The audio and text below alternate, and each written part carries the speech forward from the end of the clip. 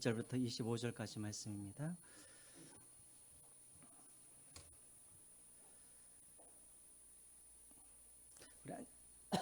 한 절씩 교도하겠습니다. 무리가 다 일어나 예수를 빌라도에게 끌고 가서 고발하여 이르되 우리가 이 사람을 보매 우리 백성을 미혹하고 가이사에게 세금을 바치는 것을 금하며 자칭 왕 그리스도라 하더이다 하니 빌라도가 예수께 물어 이르되 내가 유대인의 왕이냐 대답하여 이르되 내 말이 옳도다. 빌라도가 대제사장들과 무리에게 이르되 내가 보니 이 사람에게 죄가 없도다 하니 무리가 더욱 강하게 말하되 그가 온 유대에게 가르치고 갈릴리에서부터 시작하여 여기까지 와서 백성을 소동하게 하나이다. 빌라도가 듣고 그가 갈릴리 사람이냐 물어 헤롯의 관할에 속한 줄을 알고 헤롯에게 보내니 그때 헤롯이 예루살렘에 있더라. 헤롯이 예수를 보고 매우 기뻐하니 이는 그의 소문을 들었으므로 보고자 한지 오래였고 또한 무엇이나 이적 행하심을 볼까 바랐던 용고로라. 여러 말로 물으나 아무 말도 대답하지 아니하시니 대제사장들과 서기관들이 서서 힘써 고발하더라. 헤롯이 그 군인들과 함께 예수를 업신여기며 희롱하고 빛난 옷을 입혀 빌라도에게 도로 보내니 헬롯과 빌라도가 전에는 원수였으나 당일에 서로 친구가 되니라. 빌라도가 대제사장들과 관리들과 백성을 불러 모으고 이르되 너희가 이 사람이 백성을 미혹하는 자라 하여 내게 끌고 왔도다. 보라 내가 너희 앞에서 신문하였으되 너희가 고발하는 일에 대하여 이 사람에게서 죄를 찾지 못하였고 헤롯이 또한 그렇게 하여 그를 우리에게 도로 보냈었도다. 보라 그가 행한 일에는 죽일 일이 없느니라. 그러므로 때려서 놓겠노라. 무리가 일제히 소리질러 이르되 이 사람을 없이하고 바라바를 우리에게 놓아주소서 하니 이 바라바는 성중에서 일어난 밀랑과 살인으로 말미암아 옥에 갇힌 자러라. 빌라도는 예수를 놓고자 하여 다시 그들에게 말하되 그들은 소리질러 이르되 그를 십자가에 못 박게 하소서 십자가에 못 박게 하소서 하는지라. 빌라도가 세 번째 말하되 이 사람이 무슨 악한 일을 하였느냐 나는 그에게서 죽을 죄를 찾지 못하였나니 때려서 놓으리라 하니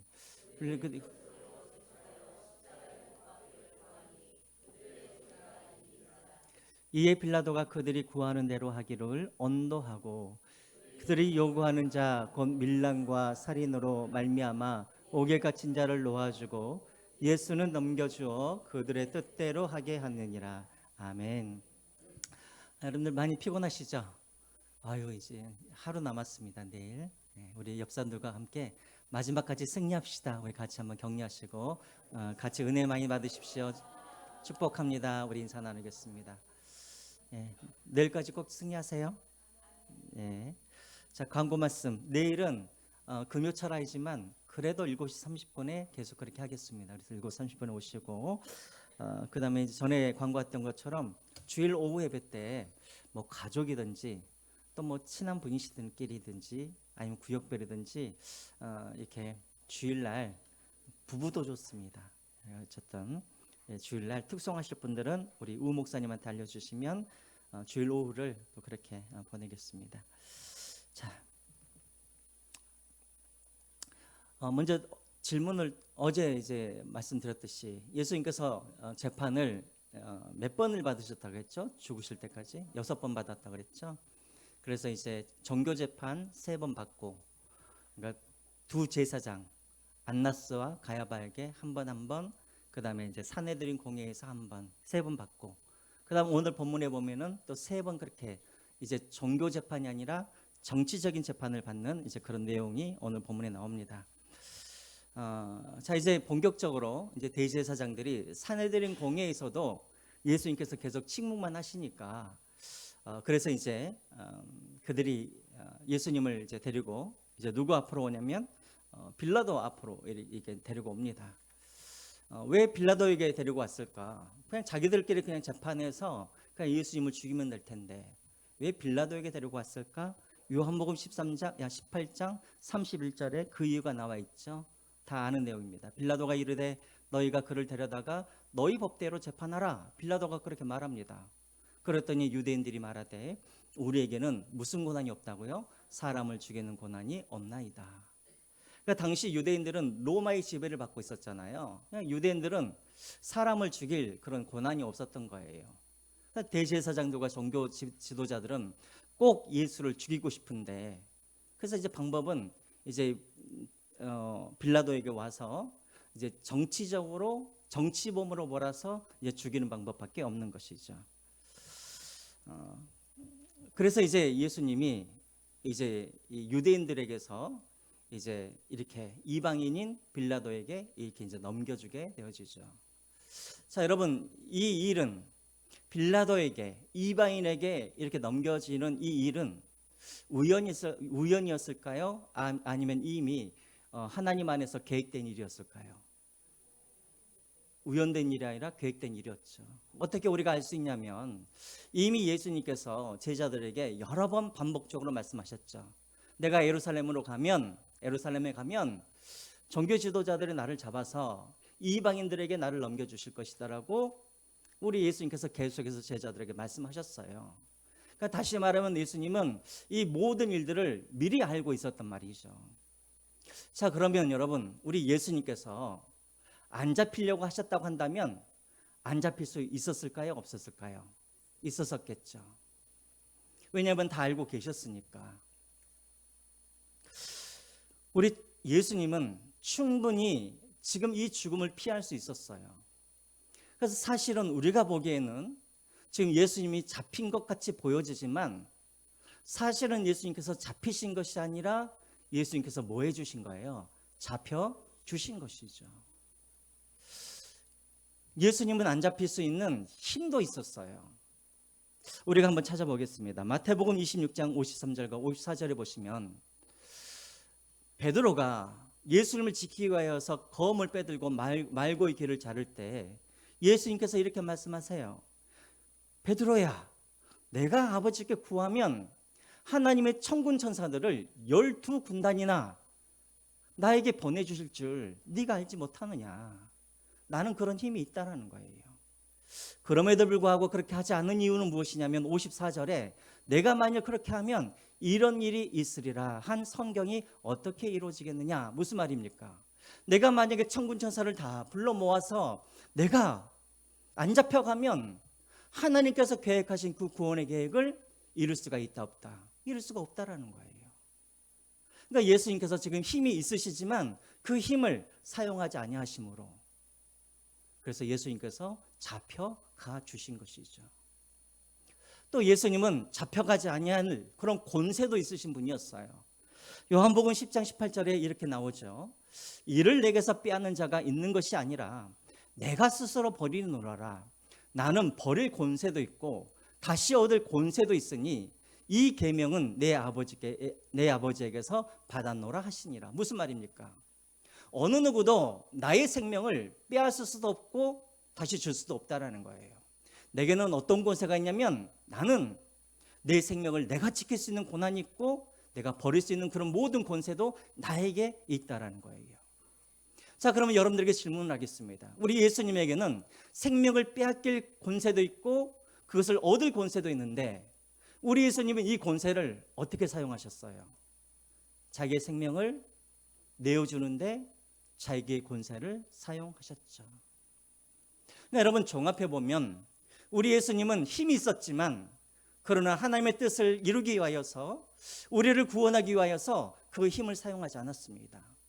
오히려 우리 예수님은 그 힘과 권세를 어디에다 사용하였냐면 자기의 생명을 내어주는데, 다시 말하면 죽어갈 수밖에 없는 우리를 살리시기 위하여서 그 힘과 권세를 우리 예수님은 사용하셔서 자기를 죽이는데 그것을 사용하였다라는 거예요. 여러분, 저는 이런 예수님의 모습을 저와 여러분들이 닮아가기를 주님의 이름으로 부탁드립니다. 우리에게도 힘이 있습니다. 그리고 우리에게도 권세가 있죠. 물론 그 정도가 다 다르긴 하겠지만 여러분들이 가지고 있는 그 힘과 권세를 여러분들을 높이기 위하여서 또 여러분들의 뜻을 이루기 위하여서 그 힘과 권세를 사용하지 마시고 하나님의 뜻을 이루는데 그 힘과 권세를 사용하여 주시기를 주님의 이름으로 부탁드립니다. 우리 예수님은 자기가 하나님의 뜻을 이루기 위하여서 힘이 있었지만 그 힘을 사용하지 아니하였던 것처럼 때로는 내가 나를 위하여서 또 내가 나를 지키기 위하여서 힘을 충분히 사용할 수 있지만 그러나 그 힘을 사용하지 아니함으로 누군가가 살아날 수 있고 그 힘을 사용하지 아니함으로 교회가 교회되어지고 그 힘을 사용하지 아니함으로 하나님의 뜻을 이룰 수만 있다 한다면 그 힘을 포기할 수 있는 저와 여러분들이 되시기를 주님의 이름으로 부탁합니다. 또 그 권세를 오직 나를 위하여서가 아니라 하나님을 위하여서 권세를 사용하시는 저와 여러분들이 되시기를 주님의 이름으로 부탁드립니다. 자, 그래서 이제 이 종교 지도자들이 무리들이 이제 예수님을 정치범으로 몰아가 죽이기 위하여서 세 가지로 예수님을 고소를 하죠. 2절을 한번 보겠습니다. 2절. 고발하여 이르되 우리가 이 사람을 보매 세 가지로 고발을 하는데 첫 번째는 어떤 죄냐면 우리 백성을 미혹하였다라는 거예요. 우리 백성을 미혹했다는 말은 무슨 말이냐면 유대인들을 선동을 했단 말이죠. 그러니까 유대인들을 선동하여서 로마 정부에 그렇게 대적하는 그런 반란을 일으키는 그런 일들을 하셨다라는 것입니다. 또 가이사에게 세금 바치는 것을 금하였고, 그 다음에 또 한 가지 자칭 왕 그리스도라 하더이다. 자칭 왕 그리스도라 하더이다. 이 말은 무슨 말이냐면 예수님께서 이 땅에 오시기 전에도 유대 땅에는 이런 일들이 많이 있었어요. 막 자칭 내가 메시아다라고 하면서 막 사람들을 미혹하게 해가지고 그 사람들을 세력하여서 그렇게 로마와 함께 그렇게 구테타를 일으켰던 그런 가짜 메시아들이 많이 있었다는 것이죠. 이 예수가 지금 그렇게 하고 있다는 거예요. 자기가 메시아라고 하면서 사람들을 미혹하게 하여서 로마 정부와 자꾸만 이렇게 대적하려고 하는 그런 일들을 지금 이 예수가 하고 있었다라고 고발을 하고 있는 거예요. 다 정치범이죠. 자, 그런데 여러분, 이 세 가지 백성들을 미혹하고 가이사에게 세금을 바치지 말라 하였고 자칭 왕 그리스도라고 하였고, 여러분 이것이 진짜입니까? 아니면 거짓말입니까? 거짓말이죠. 그러면 만약에 이 본디오 빌라도는 이것이 가짜라는 것을 거짓말이라는 것을 알았을까요? 몰랐을까요? 반반이네요. 알았을까요? 몰랐을까요? 알았겠죠. 총독이니까 누가 정보를 가장 많이 가지고 있겠어요? 당연히 총독이 많이 정보를 갖고 있겠죠. 다 알고 있어요. 근데 이제 걸리는 게 뭐냐면 왕이라는 단어예요. 그래서 3절에 이 빌라도가 예수님께 묻습니다. 네가 진짜 유대인의 왕이냐? 자, 그랬더니 예수님께서 깜짝 놀랄 만한 이야기를 하세요. 네 말이 옳도다. 그러면 이 빌라도가 그 말을 듣고 깜짝 놀라서 야, 네가 진짜 왕이야? 당장 이놈을 감옥에 쳐 넣어라. 그게 맞잖아요. 근데 4절에 빌라도가 뭐라 그래요? 죄가 없다라고 말을 해요. 그러니까 빌라도가 이 왕이라는 의미를 빌라도는 잘 알고 있었단 말이에요. 왜냐하면 유대인들을 통치하고 있기 때문에 빌라도도 성경에 대해서 잘 알고 있었겠죠. 그러니까 지금 예수님께서 유대인의 왕이라고 하는 그 의미가 무엇인지를 빌라도는 잘 알고 있었단 말이에요. 이게 정치적인 의미가 아니라 그저 유대인들이 오랫동안 기다렸던 그 메시아에 대해서 그냥 이 사람이 그냥 말을 하는구나, 그렇게 이야기를 한 것이죠. 그래서 빌라도가 그 사람에게 죄를 찾아볼 수 없다라고 말을 합니다. 자, 그랬더니 5절에 사람들이 갑자기 이제 들고 일어나기 시작하는 것이죠. 죄가 없다고 하니까. 아니, 이 사람은 저 갈릴리에서 태어난 사람인데 거기서부터 우리 예루살렘까지 내려와 가지고 소동을 일으킨다라고 그렇게 이제 막 사람들이 항의를 하는 거예요. 그러니까 빌라도가 곤란에 빠졌죠. 자기가 보기에는 죄가 없는데 자꾸만 사람들이 이 재판 자기의 그 말을 들으려 하지 않는 거예요. 근데 거기서 이 빌라도가 꾀를 내요. 이 사람들 입에서 갈릴리라는 말이 나오니까 갈릴리? 갈릴리면 내가 통치하는 곳이 아니야. 여기는 누가 통치하냐면 헤롯 이름을 까먹어버렸네요. 안티파스. 그렇죠. 헤롯 안티파스가 거기가 그 사람 왕인데, 근데 마침 생각해 보니까 그 헤롯 안티파스가 마침 유월절을 지키려고 지금 예루살렘에 와 있는 거예요. 그러니까 그래, 이 사람한테 책임을 넘겨버리자 하면서 예수를 누구에게 이제 보내냐면 지금 헤롯 안티파스에게 보내는 거예요. 자, 헤롯 안티파스가 이제 유월절을 지키러 왔는데 사람들이 우르르 몰려오더니 이 예수를 재판해 달라고 헤롯 안티파스를 찾아와요. 그랬더니 헤롯 안티파스가 너무나 기뻐하는 거예요. 그 내용이 6절과 7절 계속해서 나옵니다. 왜 헤롯 안티파스가 너무나 기뻐하냐면 헤롯 안티파스도 다 들었거든요. 이 예수가 막 기적을 행하고 막 무리를 걸어 다니고 귀신을 쫓아내고 죽은 사람을 살려내고, 그러니까 한번 좀 보고 싶었는데, 오랫동안 정말 보고 싶었는데 못 보다가 드디어 예수님을 보게 된 거예요. 그래서 야, 내 앞에서 기적 한번 부려봐. 그렇게 하는데 예수님께서 아무런 반응을 안 하십니다. 이 헤롯 안티파스가 누구냐면 세례 요한을 죽인 사람이에요. 그러니까 이 헤롯 안티파스도 예수에 대해서 관심이 많았던 것이죠. 그래서 계속해서 이것저것 물어보는데 예수님께서 한마디도 하지 않으세요. 기적을 한번 보여달라고 해도 기적도 안 보여주세요. 갑자기 흥미가 사라져 버립니다. 그래서 헤롯이 에이, 재미없어, 그냥 다시 빌라도에게 보내 해가지고 또 다시 예수님께서 13절에 보시면은 다시 예수님이 빌라도로 이렇게 오는 거예요. 그래서 다시 6번째 마지막 재판을 빌라도에게 또 이제 가서 또 받게 됩니다. 자, 그런데 결론이 뭐예요? 결론이 14절 한번 보시기 바랍니다.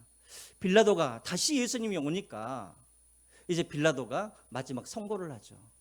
14절을 보시면 제일 마지막에 뭐라고 나와 있습니까? 14절, 너희가 고발하는 일에 대하여서 이 사람에게서 뭘 찾지 못하겠다고요? 죄를 찾지 못하겠다. 또 15절에도 나와 있죠. 15절에도 제일 뒤에 보시면은 그가 행한 일에는 무슨 일이 없다고요? 죽일 일이 없느니라. 그러니까 죄를 도저히 찾아볼 수가 없다라는 거예요. 그리고 너희들이 지금 죽이기를 원하는데 죽일 만한 것들이 없다라는 거예요. 그래서 가장 가벼운 형벌을 내리세요. 그게 뭐냐면 16절에 그냥 때려서 보내라. 그냥 무죄라고 하기에는 좀 그러니까 일단 고발을 했으니까 가장 가벼운 것 몇 대 때리고 그냥 보내라라고 그렇게 이야기를 하죠. 자, 그런데 사람들이 물러서지를 않아요. 사람들이 이제 소리를 막 지르기 시작합니다. 18절 한번 보시죠. 18절에 사람들이 소리를 지르는데 뭐라고 소리를 지르냐면 바라바를 우리에게 놓아주소서라고 말을 하죠. 여러분, 이 배경 다 알고 계시죠? 빌라도가 예수님을 풀어주고 싶은데 사람들이 계속해서 반대하니까 빌라도가 아이디어 하나를 내요. 그게 뭐냐면 유월절에 죄수 한 명을 풀어주는 그런 관례가 있는데, 그래, 빌라도가 이것을 이용하면 되겠다 싶어서, 그래서 이 빌라도가 지금 유월절이니까 한 사람을 풀어주는 것이 있는데 내가 예수를 풀어주겠다고 하니까 사람들이 뭐라 그럽니까? 반대를 하면서 누구를 풀어달라고 하는 거예요? 바라바는 누구예요? 살인자예요. 살인자. 또 사람들이 뭐라고 외치냐면 또 21절 한번 보시기 바랍니다. 21절에 또 사람들이 뭐라고 외쳐요? 그를 십자가에 못 박게 하소서, 십자가에 못 박게 하소서. 사람들이 막 외치는 거예요. 여러분, 여러분들이 빌라도라고 한다면 여러분들의 마음이 지금 어떠할 것 같으세요? 마음이 복잡하고 심란하겠죠. 그런데 여러분, 사람들의 그런 외침과 사람들의 소리 때문에 지금 이 빌라도의 마음이 심란할 텐데, 이 빌라도의 마음속에는 사람들의 소리만 있었던 것이 아니에요. 우리가 오늘 본문에는 나와 있지 않지만 이 빌라도 안에는 또 한 가지의 목소리가 있었어요. 어떤 목소리인지 아세요? 그렇죠. 마태복음 27장 19절에 나와 있는 말씀이죠. 총독의 재판석을 앉을 때 그의 아내가 사람을 보내어 이르되 저 옳은 사람에게 아무 상관도 하지 마옵소서, 오늘 꿈에 내가 그 사람을 인하여 애를 많이 태웠나이다 하더라. 빌라도가 재판을 할 때 아내로부터 어떤 종이 와서 이릅니다. 그 부인이, 당신의 부인이 꿈을 꿨는데 누군가가 저 예수는 옳은 사람이라고, 죄가 없는 사람이라고 일러줬다라는 거예요. 그것 때문에 당신의 아내가 너무나 힘들어하는데 이 일에 당신이 손을 뗐으면 좋겠다고 이야기를 하는 거예요. 그 마음속에는 어떤 소리가 있었냐면 사람들의 외침의 소리가 있었을 뿐만 아니라 빌라도도 죄를 발견하지 못하였고 자기 부인도 저 사람은 옳은 사람이라고 하였던 진리의 소리가 그 마음속에 있었다는 거예요. 그러니까 지금 빌라도의 마음이 왜 복잡하냐면 예수를 죽이라고 하는 사람들의 소리만 있었을 뿐만 아니라 예수는 죄가 없다라는 그 진리의 소리가 서로 뭐 하고 있는 거예요? 안에서 싸우고 있는 거예요. 그러니까 빌라도가 지금 사람의 소리를 듣고 사람의 편에 설 수도 없는 것이고 내가 봐도 그렇고 내 아내가 꿈을 꾸는 것도 그렇고 내 안에 진리의 소리가 서로 싸우고 있는데 어찌할지를 모르는 거예요. 자, 여러분들에게 질문할게요. 빌라도 안에 지금 진리의 소리와 사람의 소리가 지금 서로 싸우고 있어요. 어떤 소리가 이겼을까요? 여기는 잘 모르시겠어요? 어떤 소리가 이겼을까요? 23절 말씀에 나와 있죠. 23절 말씀 한번 볼까요? 그들이 큰 소리로 재촉하여 십자가에 못 박기를 구하니 그들의 소리가 뭐한지라 이긴지라. 사람의 소리가 이겼다는 거예요. 빌라도 안에 지금 전쟁이 일어나는데 사람의 소리와 진리의 소리가 서로 싸우는데 누가 이겼냐면 사람의 소리가 이기게 된 거예요. 그래서 빌라도가 선포를 하죠. 죄 없는 예수님은 유죄, 그리고 살인자인 바라바는 무죄는 아니고 자유 하면서 그렇게 풀어주죠. 사랑하는 성도 여러분, 오늘 우리에게도 빌라도와 같은 그런 마음들이 매일매일 일어나죠. 사람의 소리와 그리고 진리인 하나님의 말씀이 늘 우리 안에서 싸우게 되어집니다. 저는 여기에 계신 여러분 모두에게 빌라도처럼 사람의 소리가 이기는 것이 아니라 하나님의 소리가 이기는 그런 은혜가 여러분들에게 있으시기를 주님의 이름으로 축원드립니다. 빌라도는 어떤 사람인가? 사람의 소리에 진 사람이에요. 근데 사람의 소리에 졌는데 그것이 단순히 사람의 소리에 진 것이 아니라 빌라도는 영원히 예수님을 죽인 자가 되었다라는 거예요. 여러분, 우리도 마찬가지입니다. 하나님의 소리와 사람의 소리가 우리 안에 싸울 때 사람의 소리가 이겼을 때 그냥 사람의 소리가 이겼나 보다, 이게 아니에요. 사람의 소리가 이겨버리면 우리는 의도하지 않았지만 우리는 이미 하나님의 반대편에 서 있는 사람인 거예요. 날마다 하나님의 소리가 여러분들 안에 이기기를 주님의 이름으로 축원드립니다. 그럼 왜 빌라도의 마음에는 사람의 소리가 이겨버렸는가? 두 가지 이유가 나오죠. 오늘 본문에는 안 나오지만 요한복음 19장 12절 말씀 한번 보겠습니다. 여기에 보시면 이러므로 빌라도가 예수를 놓으려고 힘썼으나 유대인들이 소리질러 이르되, 그들이 사람의 소리가 들리는 거예요. 이 사람을 놓으면 가이사의 충신이 아니니이다. 무릇 자기를 왕이라고 하는 자는 가이사를 반역하는 것이니이다 라고 하죠. 무슨 말이에요? 유대인들이 계속해서 빌라도가 놓아주려고 그러니까 빌라도 잘 봐. 이 예수는 자기가 왕이라고 한 사람이야. 그러면 이 사람은 로마의 황제 가이사를 배반하는 사람이야. 근데 네가 그 배반하는 그 사람을 놓아주면 너는 가이사의 충신이 아니다라고 말을 해요. 이 말은 뭐예요? 지금 협박하고 있는 것이죠. 우리가 상소를 보내겠다는 거예요. 가이사에게. 당신이 당신을 대적하는 로마 황제를 대적하는 그 예수를 이 빌라도가 풀어줬다고. 빌라도가 겁이 났을까요? 안 났을까요? 겁이 나죠. 우리도 마찬가지예요. 우리가 언제 하나님의 소리가 아닌 사람의 소리가 우리 안에서 왜 이기게 되어지는가? 두려움 때문에. 두려움. 그렇죠. 두려움. 누구에 대한 두려움? 사람에 대한 두려움. 그렇죠? 우리가 사람보다 하나님을 더 두려워했다면 절대 우리 안에서 사람의 소리가 이기질 못하는 거예요. 근데 우리는 하나님보다도 누구를 더 두려워하냐면 사람을 더 두려워하기 때문에 사람의 소리가 우리 안에서 이기게 되는 거예요. 또 나오죠. 마가복음 15장 15절 말씀. 여기도 나옵니다. 빌라도가 무리에게 뭐를 주고자? 만족을 주고자. 이것도 일종의 두려움이죠. 그러니까 빌라도가 사람들에게 만족을 주기 위하여서 한마디로 나를 잘 봐달라는 것이죠.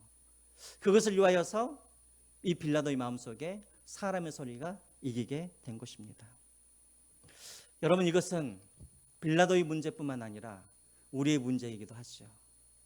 우리도 매일매일 이 선택의 순간에 우리는 서게 되어지죠. 사람을 만족하게 할 것인가?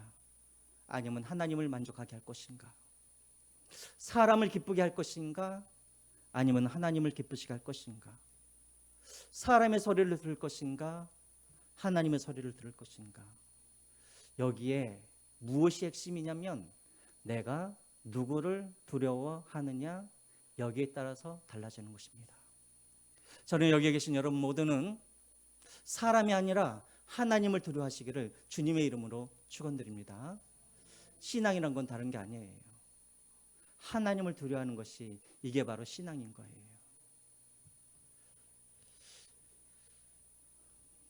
자, 보겠습니다. 그래서 늘 하나님의 말씀이 여러분들 안에서 말씀이 이기는 그런 삶을 살아가시길 바랍니다. 자, 보세요. 이제 결국 사람의 소리가 이기게 되어지고 본디오 빌라도는 부당한 선고를 하죠. 예수님에게 십자가형, 당시 최고의 그런 형벌이죠. 십자가 형벌을 그렇게 내리게 되어집니다. 자, 여러분 저를 한번 보세요. 여러분, 이 재판은 부당한 재판이에요? 아니면은 잘된 재판이에요? 네, 황당한 재판이에요. 부당한 재판. 여러분, 근래에 그런 부당한 재판 여러분 뉴스를 통해서 많이 보시죠. 몇 개월 전에도 우리나라 대법관 후보가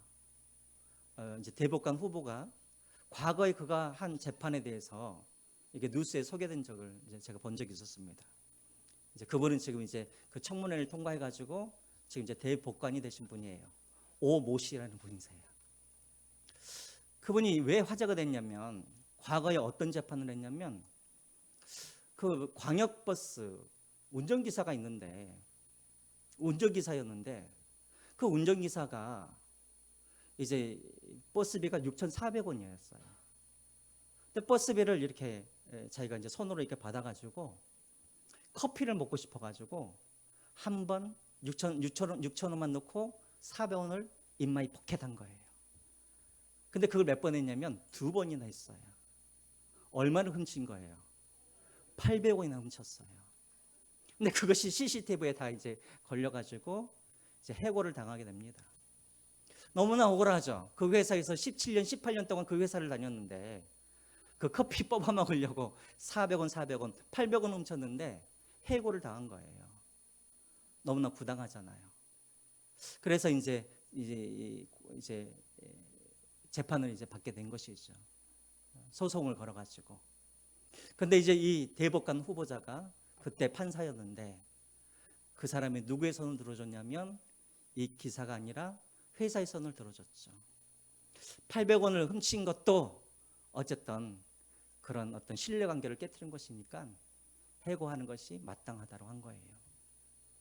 여러분, 800원 훔쳐서 해고 당하는 것 부당해요, 안 부당해요? 어쨌든 잘못한 거니까 그럴 수도 있는 것이죠. 근데 여기까지는 괜찮아요. 잘못했으니까. 근데 그 다음이 문제예요. 몇 개월 후에 비슷한 사건이 일어났어요. 어떤 검사가 85만 원짜리 대접을 받았어요. 그래가지고 그 검사도 면직을 당한 거예요. 그래서 이제 검사도 또 소송을 했네요. 근데 우연찮게 이 똑같은 판사에게 온 거예요. 그래서 이제 그 판사가 이제 재판 선고를 하는데 검사가 85만 원 받았다고 해고당하는 것은 너무나 과하다라는 거예요. 그래서 이번에는 누구의 손을 들어주냐면 누구의 손을 들어줘요? 검사의 손을 들어줘가지고 그 검사는 다시 서울중앙지법에 와가지고 지금도 검사 생활을 하고 있어요. 그러니까 앞에 800원 그거 잘못한 거니까 그럴 수 있어요. 그럼 똑같은 잣대로 그럼 이 사람을 그렇게 해줘야 되잖아요. 달랐단 말이죠. 여러분 마음에 분노가 일어납니까? 안 일어납니까? 일어나죠. 근데 여러분 한번 보세요. 오늘 예수님의 이 재판은 그냥 800원 문제가 아니에요. 예수님은 죄가 없으신데 이 빌라도가 어떤 선고를 내리냐면 죄가 없는 예수 그리스도를 죄인이라고 뒤집어 써서 그것도 벌금형이 아니라 십자가형 최고의 그런 형벌을 예수님께서 선포했어요. 반면에 바라바는 누구냐면 밀란을 일으키고 살인을 일으킨 사람이에요. 아까 여러분 2절에 보시면은 이 2절에 이 했던 이 죄를 누가 지었냐면 이 바라바가 지은 거예요. 그런데 이 빌라도는 그 죄인인 이 바라바를 풀어줬어요. 여러분 만약에 이것이 오늘날 뉴스가 돼가지고 어떤 판사 대법관 후보자가 어떤 사람이 죄가 없는데 죄가 있다고 해가지고 그 사람을 사형을 시켜버리고 그리고 어떤 사람은 살인자였는데 이 대법관이 그 사람을 죄가 없다고 해서 풀어줬다. 이것이 여러분 뉴스에 나왔다고 한번 생각을 해보세요. 여러분 같으면 참을 수 있겠어요? 아니죠. 당장 들고 일어나서 막 그 사람에게 막 뭐라 그러겠죠. 그런데 여러분 이제 여기서 우리가 반전이 하나가 있습니다. 우리가 들었을 때는 너무나 부당하고 불법적이고 그리고 우리의 분노를 일으키는 이 재판이지만 바라바의 입장을 한번 생각해 보세요. 바라바는 이 재판으로 그가 자유함을 얻었죠. 여러분 바라바는 어땠을 것 같으세요? 막 흥분했을 것 같으세요? 야, 이 재판 잘못된 거야. 뭐 이런 재판이 다 있어. 뭐 이런 불법 재판이 다 있어. 왜 죄 없는 예수는 풀어주고 나 같은 사람은 왜 살려줘? 이런 재판이 어디 있어? 이랬을까요? 아니에요. 바라바는 기뻤겠죠. 비록 불법이긴 했지만 그래도 내가 살아났네. 아유, 그 예수가 누군지 모르지만 참 미안하게 됐네. 어쨌든 그래도 내가 살아났으니 참 다행이구나. 근데 여러분 이 바라바가 그 불법적인 재판으로 인하여서 그가 은혜를 입었는데 그 불법적인 그 재판에 은혜를 받은 사람은 이 바라바만이었을까요? 아니면 또 다른 사람들이 있었을까요? 있었을까요? 없었을까요? 누구예요? 우리죠. 그렇죠. 예수님께서 그 불법적인 재판이 없었다고 한다면, 그 부당한 재판이 없었다고 한다면 예수님께서 십자가에서 돌아가지 아니하시고 예수님께서 십자가에서 돌아가지 아니하시면 우리가 구원받을 방법이 어디에 있어요? 그래서 여러분 그 바라바는 바로 우리인 거예요. 이 불법적인 재판에 대해서 가장 분노할 만한 존재가 있어요. 그게 누구일까요? 우리가 아니에요. 우리는 너무나 감사하죠. 이 불법적인 재판을 보면서 가장 분노해야 할 만한 존재가 누구일까요? 사탄이죠. 사탄이 누구예요? 참수하는 자잖아요. 사탄은 매일매일 우리를 하나님의 재판에 우리를 참수하고 고소하면서 보세요. 저 김윤호 목사 얼마나 많은 죄를 졌는지 맨날 고소하고 보세요. 저기 우리 전국한 장로 죄송합니다. 얼마나 많은 죄를 졌는지 매일 검사인 사단은 하나님 앞에 막 하는 거예요. 근데 만약에 우리 하나님이 공정한 판사였다고 한다면, 만약에 우리 하나님이 오직 우리를 판단할 때 법으로만 판단하시는 하나님이었다 한다면 우리가 살아날 수 있었을까요? 없었을까요? 우리 하나님도 공정하신 판사가 아니신 거예요. 사단은 계속해서 그 율법대로 우리를 고소하고 우리를 막 하나님 앞에서 우리를 참사하는데, 하나님이 만약에 공정하신 그런 심판자였고 하나님이 오직 나는 다른 건 모르고 법대로만 하겠다, 그런 하나님이었다고 한다면 오늘 여기에 한 사람도 하나님의 자녀 될 사람이 없었고 하나님께 예배할 수 있는 사람도 없었고 오늘 이 자리에 앉아 있을 만한 사람이 하나도 없는 거예요. 하나님이 부당한 판결을 하신 거예요. 누구의 입장에서? 사단의 입장에서 봤을 때. 그러나 그런 부당한 그런 재판 때문에 사실은 누가? 예수가 죽고 우리가 대신 살게 된 거예요. 여러분, 그래서 우리가 바라봐야 해요. 우리는 이 23편 23장의 이 말씀을 볼 때마다 우리는 계속해서 빌라도 왜 저렇게 나쁜 놈 하면서 우리가 그 사람을 욕하고 우리가 그 부당한 심판에 대해서 우리가 분노하지만 사실은 분노할 것은 우리가 아니라 사탄인 거예요. 우리는 그 부당한 심판 때문에 우리는 죄에서 죽을 사람들이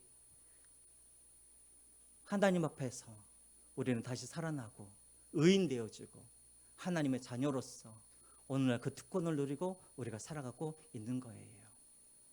바라바는 누구예요? 죄가 없는 사람이 아니에요. 그는 은혜 입은 죄인인 거예요. 우리도 마찬가지입니다. 우리도 부당한 재판 때문에 우리도 의인이 되겠지만 사실 우리는 정확하게 말하면 의인이 아니라 우리는 은혜 입은 죄인인 거예요. 그러므로 여러분, 우리가 은혜 입은 죄인이기 때문에 어떻게 살아야겠습니까? 그 은혜에 합당하게 살아야겠죠. 내가 죄인인데 내가 누구를 정죄할 수 있겠습니까? 나도 부당한 재판으로 인하여서 나도 어찌 보면 사단의 입장에서 보면 부당하게 은혜를 입은 사람인데 다른 부당하게 은혜를 입은 사람에게 무슨 죄를 지적하고 무엇을 우리가 비판하고 우리가 어떻게 그 사람을 죄인이라고 우리가 지적할 수가 있겠습니까? 나도 부당하게 은혜를 받았고 저 사람도 부당하게 은혜를 받은 다 은혜 받은 죄인입니다. 그러면 여러분, 서로에게 손가락질하지 마시고 우리가 할 일은 그 하나님의 은혜에 대해서 늘 감사하며 그 은혜에 합당하게 살아가는 것이 우리가 해야 할 일일 것입니다. 이 고난 주간에 다시 한번 공정하지 아니하시는 그 하나님, 사단의 입장에서 봤을 때 부당하게 재판하셨던 그 하나님, 그 은혜 때문에 다시 우리가 산 것에 대하여서 하나님께 감사하고 이제 남은 인생을 그 하나님의 은혜를 나누는데 그렇게 살아가시기를 주님의 이름으로 부탁드립니다. 우리 찬양